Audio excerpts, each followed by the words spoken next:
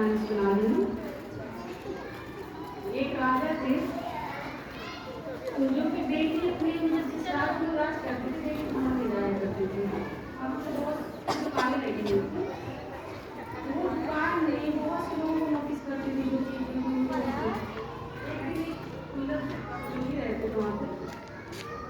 एक ग्राहक को बहुत दिन से मतलब नोटिस करते रहते थे वहाँ पे एक दुकानदार तो वो एक दिन भूखी गई दुकान के पास रुक गए हो और बोले दुकानदार से क्यों नहीं है तुम्हारा मैं नहीं देखता हूँ बहुत जिसमें देखता हूँ तुम्हारा जो काम है तुम करते तो हो और यहाँ पे जो भी है सबके अच्छे चल रहे दुकान धंधे चल रहे तुम्हारा क्यों नहीं चलता है। तो वो बोलता पता नहीं राजा साहब मैं बहुत ईमानदारी से काम करता हूँ पर तब भी मुझे कोई भी मतलब भाव नहीं देता है ना ही मेरी दुकान में कोई आते है पर मैं अपना काम बहुत ईमानदारी से करता हूँ मुझे इसी चीज़ की खुशी होती है और मैं हमेशा ही करूँगा। तो राजा ने उसको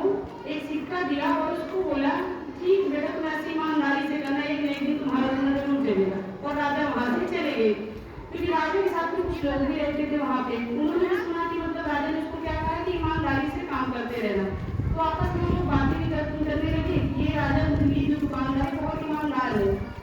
तो जाके आपस में गाँव मेरी बात फैल गई तो जितने भी लोग थे जो बाहर जाते थे और वो उधर से जाके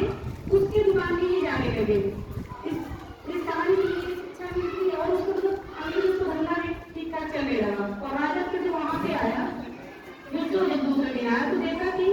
उसकी दुकान में इतनी भीड़ लगी कि उसकी मतलब टाइम लेकर सामान लेने के लिए